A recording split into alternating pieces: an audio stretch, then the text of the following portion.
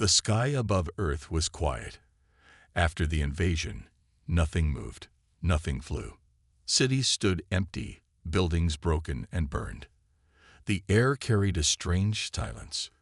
It was the kind of silence that only came after something terrible. Most of Earth's armies were gone. The alien commanders had declared victory. Their ships floated in the sky like kings looking down at a broken kingdom. General Sorvak, leader of the Zarnak fleet, stood inside his command ship. His red armor shined under the cold lights. He looked at Earth and smiled. "They were weak," he said. "Too emotional. Too slow. The war is over." His officers nodded. They believed him. They believed in numbers, in machines, in power. Humans were not built for this kind of war. But far away, in the deep mountains of Alaska, something moved. It was a soft sound, like metal sliding against stone. Inside a dark cave, an old man knelt beside a hidden box. His hands were rough. His back was bent. His name was William Drake, once known as Captain Drake. He had not worn a uniform in 20 years, but now he reached into the box and pulled out an old weapon. It was human-made, scratched and heavy, but still deadly. He looked at the weapon and nodded. "It's time," he whispered. In other corners of the world, the same thing was happening. In a quiet village in India, a woman with gray hair opened a wooden trunk and pulled out a sharp, curved knife. In South America, a man with one arm pressed a button hidden under his floor. A wall opened, revealing weapons and maps. In Eastern Europe, a pair of old friends met in a dark cellar, nodding without speaking. These were not ordinary people. They were once soldiers, once heroes. Now they were old. But something had awakened them. A sound, a signal, a code only they understood. Long ago, they had built it, just in case the world forgot them. And the world had. The alien commanders had only studied Earth's current armies. They had watched Earth's satellites, read Earth's news, but they had not read the old records. They did not know about the veterans, men and women who had seen real war, who had fought without drones, who had learned to survive when things went bad. Captain Drake stood outside the cave now, watching the sky. He saw the enemy ships, high and proud. He was not afraid. "They think they won," he said, "but they didn't fight us. Not yet." At the same time, inside the alien command ship, a young officer ran to General Sorvak. "Sir," he said, "we received a strange message." The general turned. "A message?" "Yes, sir. It came from Earth's surface. Low power, short signal. Almost missed it." Sorvak narrowed his eyes. "Read it." The officer read aloud. "We are not the last soldiers. We are only the first storm." The room went silent. The general frowned. "A trick," he said. "Ignore it." But the officer was not so sure. Back on Earth, in an empty city, 3 alien scouts walked down a broken street. They were tall, wearing silver armor. One of them stopped and looked around. "This place feels wrong," he said. "Empty," said another. "They are all gone." "No," said the third. "They are hiding." Suddenly, they heard something. A small click. Then another. The sound of something moving fast, but quiet. Before they could react, a trap snapped shut from the shadows. One alien fell. The other 2 turned, weapons ready. But they saw no enemy. Just smoke. Just shadows. And then voices. Human voices. Old. Rough. Serious. "Move left. Cover the flank. Now." The aliens fired blindly, but it was too late. In seconds, they were down. Not killed. Captured. Their weapons taken. Their armor cracked. A hand pulled off one alien's helmet. A wrinkled face stared back. "You don't know war," the old man said. "But we do." Across the planet, alien commanders began to notice strange losses. Patrols gone missing. Supply lines broken. Small bases destroyed during the night. No one saw the attackers. No drones worked. No alarms rang. General Sorvak stared at his screen. "This is not random," he said. "Someone is organizing them." "But who?" asked his officer. "We wiped out their armies." The general didn't answer. High above Earth, the stars watched quietly. And deep under the ground, in secret places, old warriors lit fires and made plans. They did not wear uniforms. They did not follow new laws. But they remembered something the galaxy had forgotten. Humans fight hardest when they have nothing left to lose. And they were just getting started. A cold wind moved through the forest in Alaska. Snow covered the ground. Birds were silent. In the middle of the trees stood a small wooden cabin. It looked empty, forgotten. But inside, a fire burned, and a man stood by a map spread over a table. His face was hard, his beard gray. His name was William Drake, once known as Captain Drake. Long ago, he had led missions no one talked about. Now, after 20 years of peace, he was a soldier again. He marked red circles on the map. "Too quiet," he said. "They're planning something big. We need to strike first." Another man stepped out of the shadows. He had metal legs and deep scars. "The others are ready," he said. "The old crew, even Jackson." And he said he'd never fight again. Drake looked up. "Then let's remind the stars who we are." Across the world, something powerful was moving. Not machines, not armies. People, old people, forgotten heroes, veterans. They had no uniforms, no medals now, just memories, skill, and something the aliens could never understand: experience. In a small house in Ukraine, a woman lit a candle beside a photo of her old team. She put on a black vest filled with knives. In Nigeria, a one-eyed man tuned a strange device that made alien signals turn into human words. In Japan, two brothers uncovered an old robot suit buried in a warehouse. "Still works," one said. "Of course it does," said the other. They were waking up. All of them. Most of them had stayed silent for years. Governments had ignored them. Cities had grown soft. But the alien attack had brought something back. Something deep. They had fought monsters before. These new invaders were just another kind. On the moon base Echo 3, the alien General Sorvak stood in front of a large screen. A new report showed blinking red dots. Human resistance. Small. Scattered. But too many for random survivors. He narrowed his eyes. "These are not civilians." An officer stepped forward. "We believe they are. Older humans. Former fighters. Old soldiers." Sorvak laughed. "They are no threat."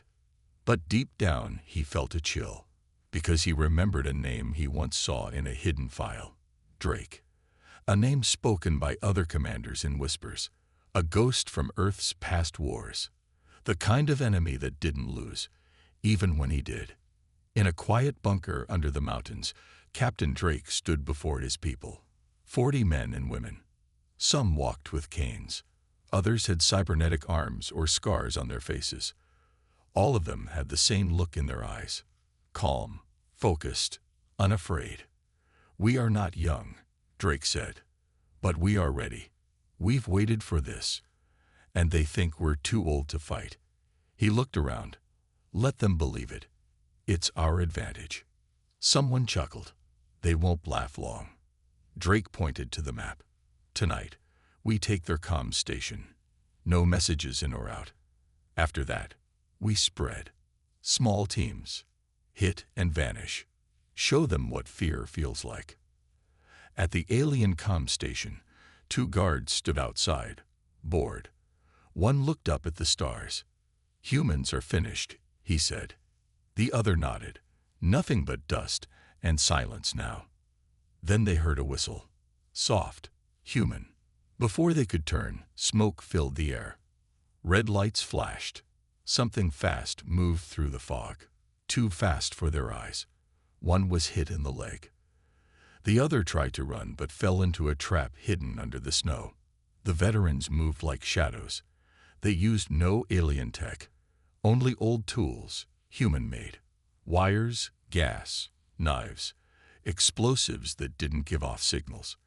They didn't need AI. They had instincts. In 7 minutes, the alien station was silent. The main tower burned. The veterans left no bodies, only fear. Later that night, an alien scout ship flew over the area. They found no signs of human life, but they found words carved into the wall with a knife. You started this. We'll end it. Earth's veterans. On the moon, Sorvak crushed the report in his hand. Who trained these old humans? They trained themselves, sir. The general turned to his officers. Then we kill them all. Hunt every one of them. But it was already too late. Across the galaxy, other alien commanders began to notice strange patterns. Earth wasn't quiet anymore. Something ancient had awakened. And deep underground, in a quiet moment, Captain Drake looked at the stars. His hands were shaking a little, not from fear, but memory. He whispered to himself, "They thought the war ended, but for us, it never did." The veterans were back. And this time, they were fighting for more than victory. They were fighting for the future. The night was dark over the forest. No lights, no sound, only trees and cold wind. But deep in the woods, someone was waiting. 3 alien scouts walked slowly, weapons ready. They were part of a special unit, trained to find and destroy hidden humans. The leader raised a scanner. "No life signs," he said. "Just trees and animals." "Then where are they?" the second one asked. "They're hiding," said the third. "Or maybe they ran away." Suddenly, a bird flew from the trees. The aliens turned quickly, too quickly. A tripwire snapped. Metal teeth sprang from the ground and grabbed one of them by the leg. He screamed as sparks flew from his armor. The others tried to pull him free, but it was a trap inside a trap. From behind the trees, something moved. Fast, silent. A sharp whistle cut through the air. A net shot out and wrapped around the second alien. He fell hard, weapon slipping from his hand. The last alien looked around in panic. "Show yourself," he shouted. Then a voice spoke from the shadows. Calm, human, old. "We already did." A man stepped forward. He wore no armor, just a dark coat and gloves. His face was wrinkled, his eyes sharp. He held a rifle, old, scratched, but deadly. Behind him, more humans appeared. Veterans. Some blimped. Some carried heavy weapons, but all of them moved like they'd done this before, because they had. The last alien tried to run. A knife flew through the air and struck the ground in front of him. He froze. Captain Drake walked slowly to him and pulled the knife from the dirt.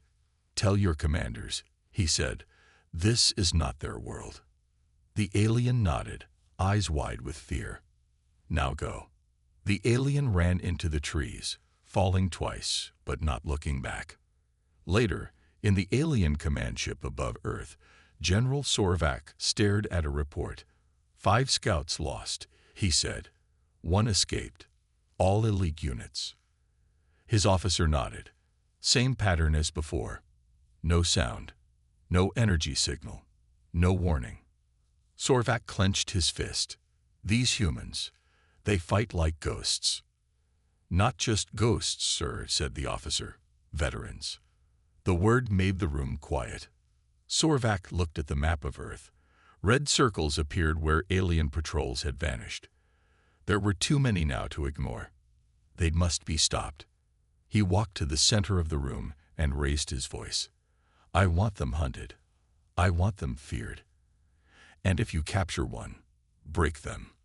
Meanwhile, the veterans met in an underground tunnel. Captain Drake stood by a fire, warming his hands. Around him, the others checked weapons, passed food, and made quiet jokes. The attack had been a success. No deaths. A clean strike. But it was only the beginning. "We won a small fight," Drake said, looking around. "But they will strike harder next time. We need to move faster, smarter." A younger man stepped forward. He wasn't a veteran. He was barely 20. His name was Malik, and he had escaped from a human city under alien control. He looked at Drake with wide eyes. "I want to help," Malik said. "You ever fired a weapon?" Drake asked. "No, sir." "Ever hid from a drone?" "Yes." Drake nodded. "Then you've already done more than most. Stay close. Watch and learn." Malik smiled. Later that night, the veterans moved again. This time, they attacked an alien supply depot. Explosives planted, guards removed. The whole place was gone in minutes. No humans were seen. Only dust remained. The next day, alien networks were filled with alerts. "Unknown human force destroying key targets," one report said. "Possible use of old Earth weapons," another guessed. But they were wrong. It wasn't just weapons. It was people. People who had fought before. People who refused to kneel. In one report, a young alien soldier wrote, "They fight like animals, but smart animals. Older, slower, yet every move they make hurts us. They know what we'll do before we do it." And that was true. Because the veterans didn't follow rules. They made their own. Back in the command ship, General Sorvak watched a video. It showed a group of his troops walking into a trap. Explosions, gunfire, confusion. At the end, the camera caught something strange. A hand-painted message on a wall. "Welcome to Earth. Now bleed." He turned away from the screen. "Send a message," he said coldly. "A bounty on every veteran, dead or alive." "But sir," said the officer, "what if they don't care about money?" Sorvak's eyes narrowed. "Then we give them a reason to care." That night, the aliens burned a human village. No soldiers, only families. A warning. Captain Drake heard about it the next morning. He said nothing for a long time. Then he loaded his weapon. "They want blood," he said. "They'll get it." And far away, across the stars, other alien races began to whisper. The humans were not finished. They had only just begun. Far above Earth, beyond the moons and dust clouds, thousands of eyes were watching. Across the galaxy, in high towers and deep space stations, leaders of other alien races read the same message. Unknown human fighters are striking back. Some laughed. Some grew silent. But all of them paid attention. For years, humans had been seen as weak, emotional, disorganized. The Zarnak Empire had crushed Earth's armies in weeks. Their victory had looked complete. But now, something had changed. Reports showed missing patrols, burned bases, broken machines.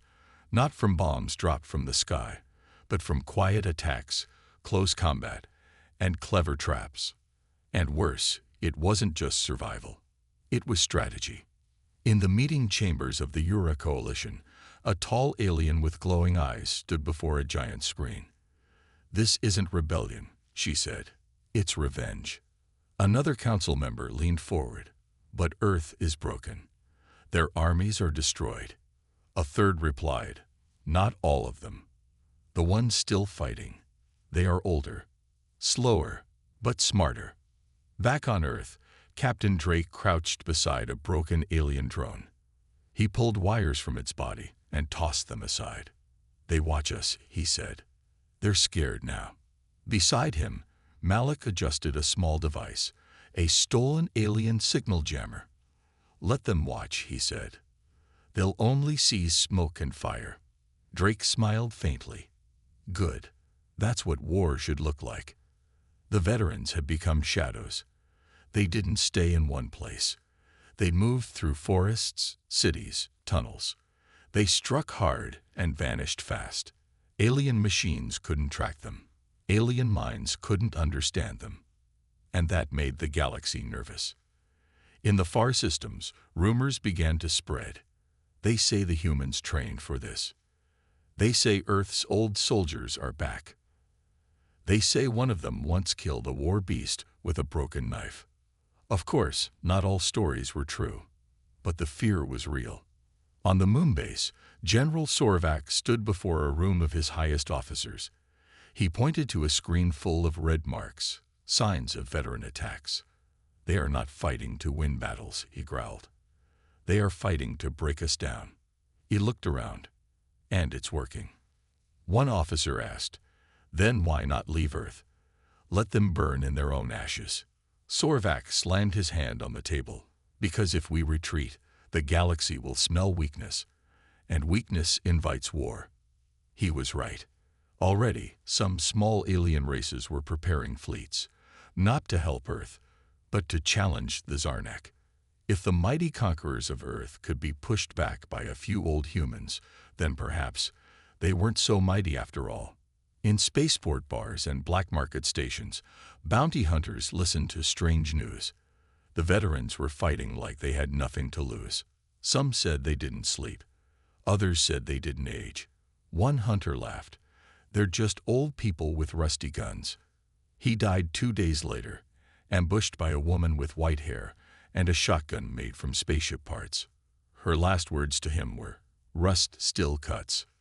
Meanwhile, deep under an abandoned human city, Captain Drake gathered the core team. They sat in a circle, dirty, tired, focused. "They're afraid," Drake said. "They won't show it, but they are. And the galaxy is watching them fall." He looked at Malik, who now carried a plasma pistol and wore a vest made from alien armor. "We strike again tonight. Bigger, louder. Let the galaxy hear us." That night, they attacked an alien weapons factory. It was guarded by war drones, laser fences, and dozens of armored troops. But none of it mattered. The veterans used the old sewer lines. They shut off the power. They flooded the lower levels with smoke. They moved like wolves through the dark. When the explosion lit the sky, even satellites in orbit saw it. And across the galaxy, hundreds of news feeds blinked red. "Earth resistance destroys Zarnak weapons hub. 37 confirmed alien casualties." In the alien command ship, General Sorvak crushed a metal cup in his hand. "Enough," he said. "We will bring the fire to them." But even as he spoke, more alien commanders were growing uneasy. Some ordered their ships to leave Earth's orbit. Others paused future invasions. The galaxy had seen something it did not expect. Not new weapons. Not new armies. Old warriors. And those warriors were sending a message. "We are not done." Back in a ruined city, under the stars, Malik looked up. "Do you think we can win?" he asked. Captain Drake stood beside him, silent for a moment. "We already did," he said, "the moment they started to fear us." He looked at the stars. "Let them keep watching." Because the galaxy was watching now, and Earth's answer had just begun. Rain fell hard over the ruins of New Berlin. Broken buildings stood like skeletons, and the streets were full of ash and silence. But something moved through the darkness. Heavy steps, metal sounds, flashing red lights. The Zarnak had started their hunt. General Sorvak had finally lost his patience. His army now sent special hunter units, machines built for one purpose: to track and kill the Earth veterans. These machines had no fear, no rest, and no pity. They scanned heat, heartbeats, movement, and even emotion. But even the best hunters need a trail to follow. And the veterans had learned how to vanish. Captain Drake and his team moved like wind through the ruined city. They stayed in shadows, used old tunnels, and left false signs to confuse the machines. Every alley they passed had traps. Every wall had escape paths. They knew the city like an old song. "They're coming faster now," Malik said, as he crouched near a smashed car. He had grown stronger, quicker. His eyes were sharper. He was no longer just a survivor. He was becoming a fighter. Drake nodded. "Let them come. The more they send, the more they lose." Suddenly, a loud humming filled the air. Red lights flashed across the walls. A hunter unit had arrived. It walked on 4 legs, like a spider. Its eyes glowed blue. Its arms held plasma cannons. It scanned the area. "Life detected," it said in a cold, robotic voice. But there was no one there. Only silence. Then the ground under the hunter exploded. Flames shot into the sky. Its legs twisted, sparks flew, and its systems failed. From the smoke, a woman stepped out. She had silver hair and a long coat. Her name was Marla. She was one of the oldest veterans, a master of traps and sabotage. "Old trick," she said, walking past the burning machine. "Still works." Up on a nearby rooftop, Malik watched through a pair of binoculars. "That's the third hunter we've taken down this week." "They'll send more," Drake said, "but they'll keep failing, because they don't understand us." In the alien command ship above Earth, General Sorvak watched a live feed from the destroyed hunter. He didn't speak. He just stared. His officer spoke carefully. "We are losing hunters faster than we can build them." Sorvak turned his head slowly. "Then send the Reapers." The officer hesitated. "The Reapers have not been tested. They're killers. That's all I need." The Reapers were different. Not machines. Not pure aliens. They were something between. Living things enhanced with cybernetics. Fast. Strong. Unpredictable. Back on Earth, the veterans felt the change. "It's getting colder," Malik said, as he helped dig out a tunnel exit. "It's not the weather," Marla said. "Something new is coming." That night, they set up camp in a ruined library. Books were burned, shelves broken, but the walls were thick. Drake sat alone, sharpening a blade. His eyes were fixed on the door. "I fought monsters once," he said to Malik, who was sitting nearby. "Real ones, not aliens, not machines. Things made in labs. They don't think like soldiers. They hunt like animals." Malik swallowed. "Is that what's coming?" Drake nodded. "Worse, because they've been trained to hate." Then, without warning, the windows shattered. Something fast moved through the air. A scream. A blur. Gunfire.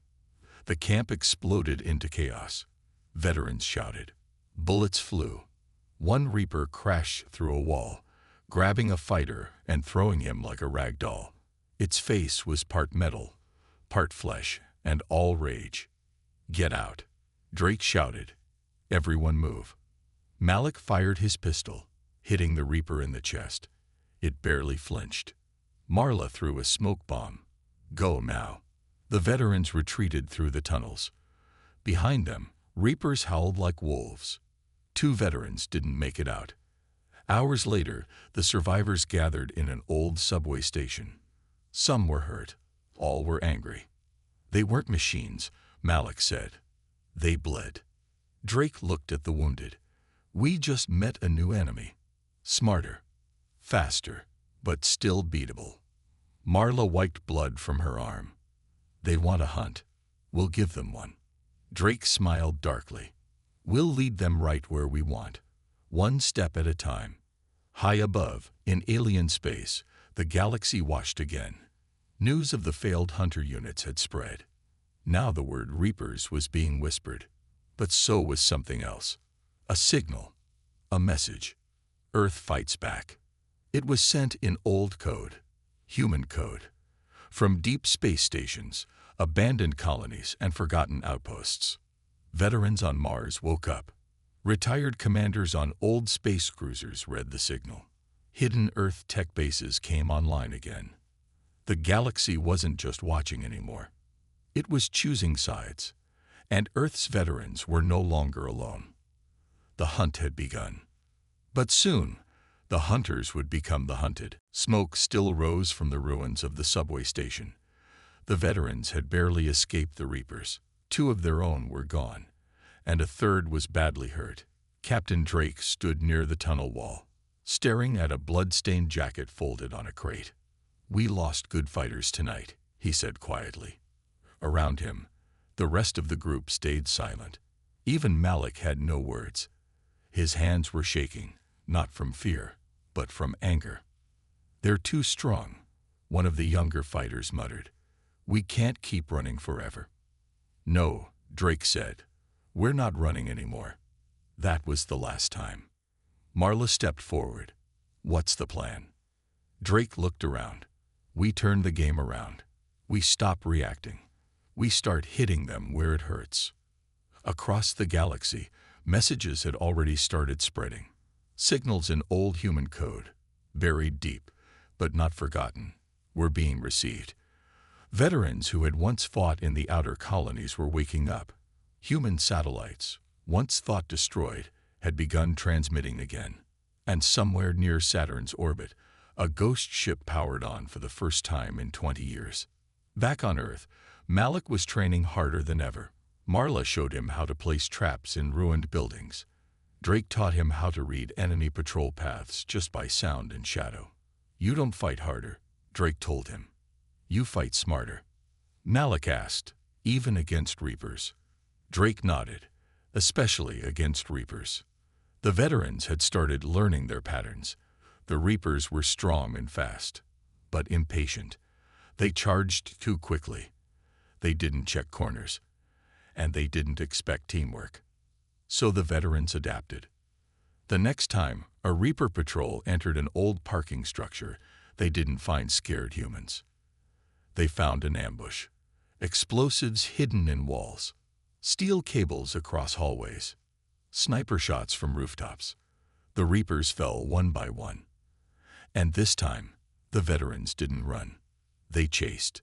Malik hit one with a plasma charge to the chest and shouted, "That's for New Berlin." A week later, General Sorvak stood in silence before a wall-sized screen. 12 Reapers gone. 3 more missing. 1 captured. Captured. That word echoed in his mind like a broken alarm. The humans had taken a Reaper alive. He turned to his officer. "Where did it happen?" "In the northern sector," the officer replied. "A trap." The Reaper was stunned and dragged into the tunnels. "Find them." Sorvak growled. "Burn everything. Level the cities if you have to. I want that Reaper back." But it was already too late.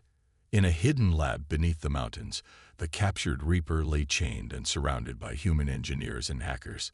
Its metal parts sparked. Its eyes blinked red.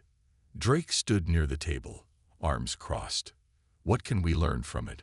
A tech named Lena looked up from her tools. "Everything. Its memory holds patrol routes, Zarnak base locations, and weapon codes. If we can break in." Marla interrupted. "We will break in." And they did. 3 days later, the veterans had access to the alien network. Maps, secrets, command frequencies. Drake smiled for the first time in days. "Now we fight on our terms." Using the stolen intel, the veterans launched a new wave of attacks. This time, they didn't just target patrols or outposts.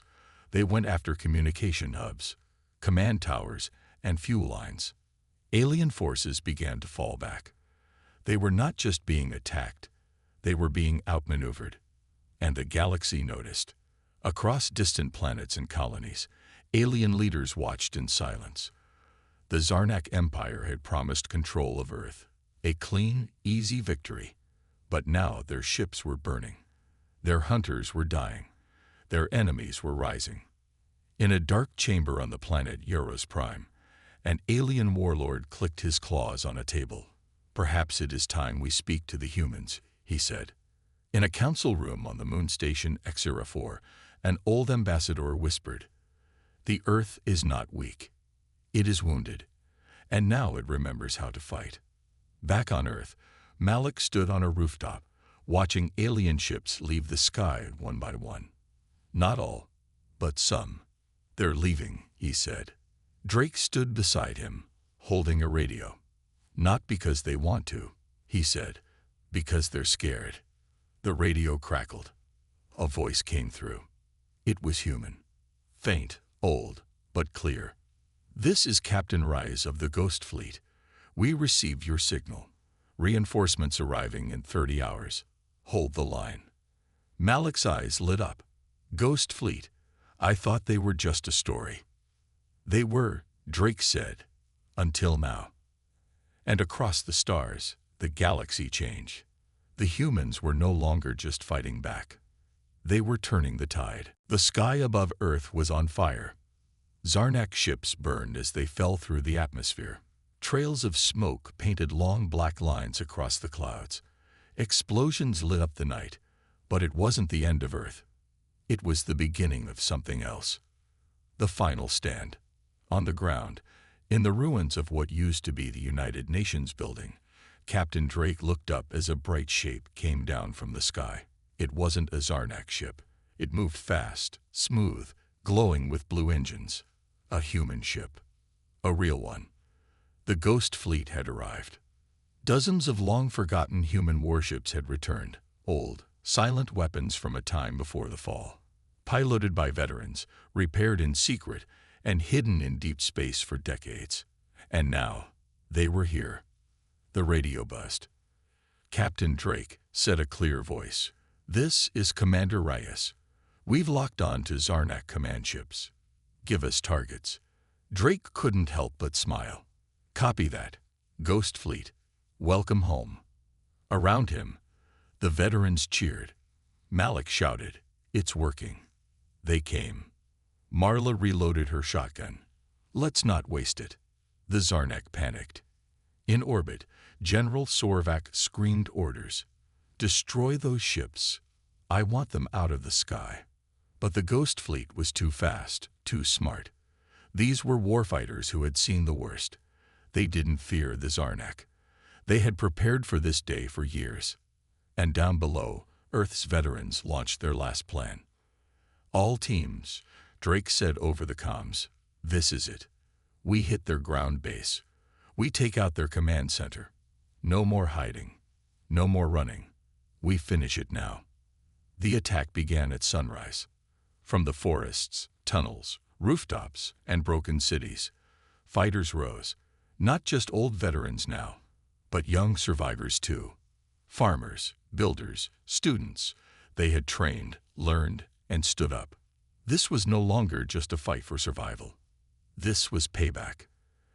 As the main Zarnak base lit up with shields and drones, the humans came from all sides. Explosions shook the ground. Reapers tried to stop them, but were pushed back by coordinated strikes. Malik led a charge through the north gate, throwing EMP grenades that shorted alien tech. Marla blew open the sidewall with salvaged plasma bombs. Drake led the central push, dodging fire, shouting commands, eyes sharp as ever.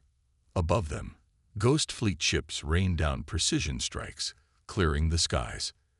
Inside the base, Sorvak realized it was over. His elite guards were gone. His power systems were failing. "They are just humans," he growled. "How can this be?" A quiet voice behind him answered. "They're not just humans," Captain Drake said, stepping out of the smoke. "They're the reason you'll never conquer another world again." Before Sorvak could react, Marla fired. One shot. One end. The war was over. As the sun rose higher, silence returned to the land. The alien command base lay in ruins. Ships in orbit fled or surrendered. Across the galaxy, word spread like fire. Earth had won. Not with numbers. Not with better weapons. But with old veterans, smart fighters, and an unbreakable spirit. Later, in the ruins of New Berlin, humans gathered. A new flag was raised, not just the flag of Earth, but a symbol of unity. A world that had bled, burned, and still stood tall. Malik looked up at the sky. It's hard to believe. Drake stood beside him. We made them believe. Ships from the Ghost Fleet landed. More survivors arrived. Engineers began rebuilding. Children laughed for the first time in months. And deep in space, something else happened. Alien councils who had once watched in silence now opened talks with Earth. Respect replaced fear. Trade replaced war. Enemies became allies. Because now, everyone knew. Humans do not quit.